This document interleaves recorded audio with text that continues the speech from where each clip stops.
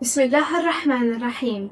Alhamdulillahi Rabbil Alamin, wa salatu wa salamu ala Sayyidina wa Nabiyyina Muhammad, wa ala ahlihi tayyibin at-tahirin, wa sahbihi al-muntajabin, wa ala jami'i al-anbiya'i Allahi wal mursalin.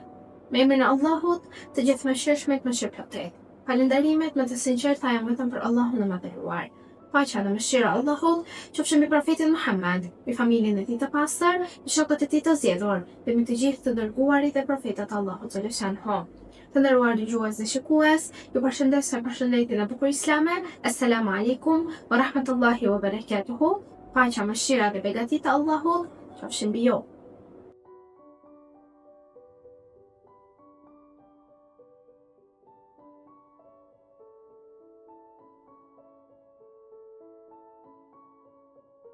Shoqëria është pasqyra ku shfaqen vlerat e moralit dhe ndërgjegja e të gjithë njerëzve. Sa më shumë të mbizotrojnë dashuria, ndihma reciproke dhe respekti, aq më e fortë dhe më e qëndrueshme bëhet jeta në bashkësi. Njeriu nga natyra ka nevojë për tjetrin, sepse askush nuk mund të jetojë i vetëm dhe i shkëputur nga të tjerat. Për këtë arsye, marrëdhëniet shoqërore dhe kujdesi ndaj nevojave të njerëzve zën një vend të rëndësishëm në jetën e çdo individi dhe në ndërtimin e një komuniteti të shëndosh.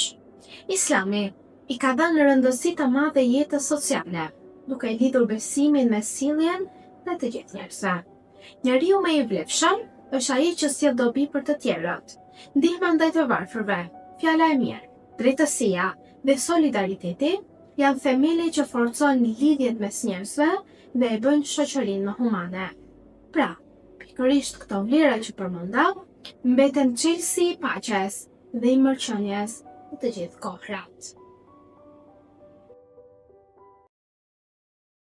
Të nderuar dëgjues dhe shikues, ju ftoja të ndiqnin së bashku dy ajetet e para të surës Maide për ditën e sotme. Me emrin e Allahut, të gjithëmëshirshmit, mëshirëplotit. O besimtar, plotësoni detyrimet. Ju është lejuar ngrënia e kafshëve, përveç atyre që do t'ju njoftohen. Derisa të gjendeni në ihram gjatë haxhit, nuk ju lejohet gjuetia. Vërtet, Allahu vendos çfarë të dëshiroj. O besimtar, mos e cënoni shenjtërinë e simboleve të Allahut, as të muajve të mëdhenj, as të kurbanit të Qabes, as të kurbanëve të shënuar në Gjerdan, as mos i pengoni ata që janë nisur të vizitojnë shtëpinë e shenjtë, duke kërkuar mirësinë dhe kënaqësinë e Zotit të vet. Pas heqjes së ihramit, gjuani dhe të mos ju nxis urrëtia ndaj disa njerëzve që ju penguan të vizitoni Qaben. Pra, kurse si të mos ju nxis që t'i sulmoni ata. Ndihmojeni njëri tjetrin në punë të mira dhe në të ruajturit në të këqija dhe jo në gjunahe e armiqësi. Frikësoju Allahut, sepse ai dënon ashtër.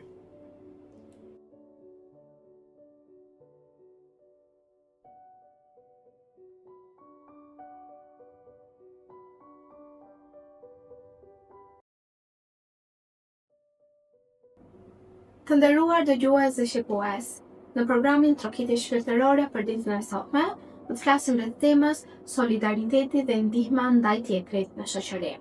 Shoqëria e shëndosh ndërtohet mbi themelet e dashurisë, respektit dhe solidaritetit. Njeriu nuk është krijuar për të jetuar izoluar, por për të qenë pjesë e një bashkësie ku secili kujdeset për tjetrin dhe ku e mira përhapet përmes veprave të mira. Kur në një shoqëri mbizotron ndihma reciproke, mëshira dhe drejtësia, ajo shoqëri bëhet më e fortë, më e qetë dhe më e begatë. Islami ka kushtuar rëndësi të madhe kësaj teme dhe sidomos marrëdhënieve shoqërore dhe konsideron kujdesin për të tjerët si një prej shenjave më të larta të besimit islam. Allahu i Madhëruar thotë kështu në Kur'anin e Shenjtë: Bismillahirrahmanirrahim. Ndihmojeni njëri tjetrin në mirësi dhe devotshmëri dhe mos e ndihmoni njëri tjetrin në mëkat dhe armiqësi. Është ajeti i dytë i surës Maide që ndoshëm dhe në surën e ditës së sotme. Ky ajet vendos një rregull të artë për jetën shoqërore. Besimtarët janë të thirrur të bashkëpunojnë në gjithçka që sjell dobi, paqe dhe drejtësi për to. Çdo vepër që i shërben komunitetit, që ndihmon të varfrit, që ngre moralin e njerëzve, apo që largon padrejtësinë, është pjesë e këtij urdhri hynar. Shoqëria nuk përparon vetëm me fjalë, por me vepra, të cilat janë konkrete dhe mbështesin njëri tjetrin. Një nga plagët më të mëdha të kohës së sotme është indiferenca që kanë arritur njerëzit. Shpesh njeriu sheh vështirësinë e tjetrit, por ka filluar të mos i interesojë dhe zgjedh ta heqë. Sheh nevojtarin, por kalon pranë tij dhe nuk e ndihmon. Sheh padrejtësinë dhe nuk flet dhe nuk reagon për të. Islami ja refuzon këtë gjendje dhe kërkon që besimtari të jetë aktiv në shërbimin e tij ndaj njerëzve. Profeti Muhammed sallallahu alaihi wasallam ka thënë: kush gdhihet dhe nuk interesohet për çështjet e muslimanëve, nuk është prej tyre.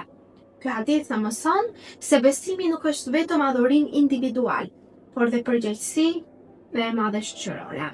Nuk mjafton që njeriu të falet, të agjërojë e shumë vepra të tjera të cilat janë obligim në fenë e pastër islame, nëse zemra e tij nuk shoqërohet me hallet të tjerëve, ç'vlerë kanë këto adhurime që ai bën. Besimtari i vërtet ndjen dhimbje në shoqërisë së tij dhe përpiqet të bëhet pjesë e zgjidhjes së problemeve.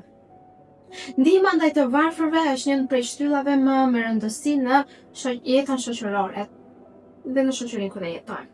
Në çdo kohë kanë ekzistuar njerëz që përballen me varfëri, mungesë ushqimi, mungesë strehimi apo dhe pamundësi ekonomike.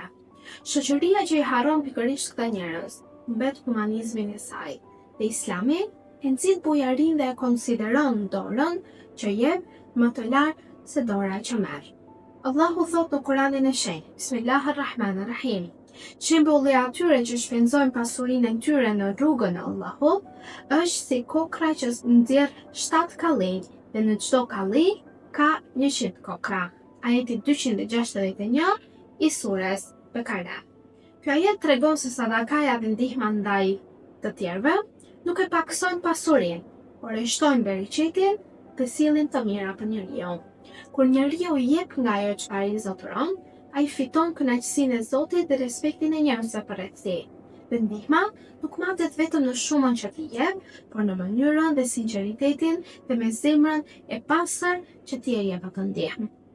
Imam Aliu paqja qoftë mbi të ka thënë: nëse njerëzit janë dy llojesh, ose vëllezërit e ty në fe, ose të ngjashmit e tu në krije. Kjo fjalë madhështore është ndër mesazhet më të bukura për bashkëjetesën shoqërore, sepse ajo na mëson se respekti dhe mëshira nuk kufizohen vetëm te njerëzit që mendojnë si ne, por përfshin të gjithë njerëzit. Çdo njeri meriton dinjitet, drejtësi dhe trajtim të mirë. Nëse kjo filozofi do të zbatohej në shoqëri, do të paksoheshin urrëtia, përçarja dhe padrejtësia. Një tjetër shtyllë e rëndësishme e jetës sociale është fjala e mirë, dhe shpesh njerëzit mendojnë se ndihma jepet vetëm me pasuri, por e kanë gabim, sepse edhe fjala e ëmbël, një këshill e sinqertë apo një ngushëllim i dhënë në kohën e duhur mund të shërojë zemra të plagosura. Njeriu ka nevojë jo vetëm për bukë, ka nevojë për fjalë të mira, për dashuri, për mirëkuptim dhe për respekt. Allahu i madhëruar thot: thuaj ju njerëzve fjalë të mira. Ajeti 83 i surës Bekare. Sa konflikte lindin nga një fjalë ashpër, dhe sa zemra bashkohen nga një fjalë e bukur.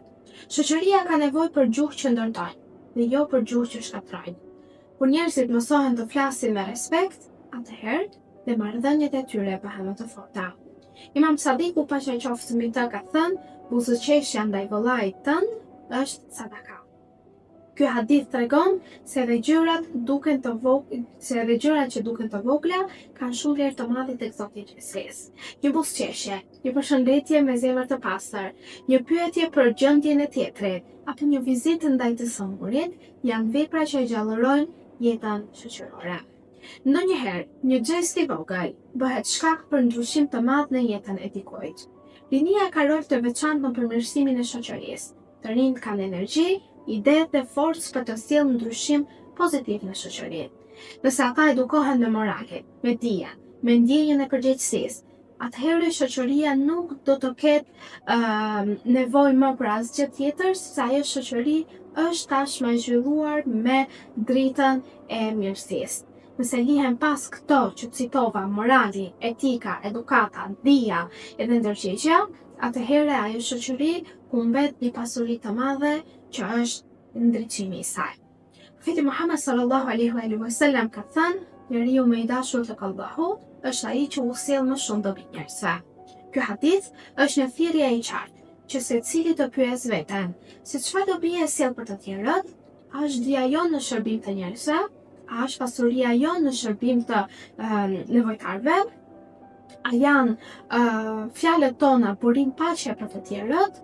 A janë veprat tona dobi për familjen dhe komunitetin? Sepse vlera e njeriut matet me gjurmën e mirë që ai le pas. Dhe në përfundim të temës së ditës së sotme, do doja t'ju thoja të nderuar dëgjues dhe shikues, se solidariteti dhe ndihma ndaj tjetrit janë zemra e një shoqërie dhe frymarrja e saj. Kur njerëzit kujdesen për njëri tjetrin, kur ndihmojnë të dobtit, kur flasin mirë dhe kur mbrojnë drejtësinë, atëherë ndërtohet një botë edhe më e bukur. Kurani dhe mësimet e Ehlibetit dhe të profetit Muhammed na tregojnë se besimi i vërtet shfaqet në marrëdhëniet me njerëzit. Prandaj, secili prej nesh duhet të bëhet burim drite në shoqëri, dorë që ndihmon, zemër që mëshiron dhe gjuhë që pajton. Vetëm kështu, jeta merr kuptim dhe shoqëria fiton lumturinë e vërtet. Të momentet të nderuar dëgjues dhe shikues, ky e lënë mbrojtje dhe ndihmën Allah xhaleshanhu. Ju përshëndes me përshëndetjen e bukur islame. Assalamu alaikum wa rahmatullahi wa barakatuhu. Paqja mëshira dhe begatita Allahut qofshin mbi ju.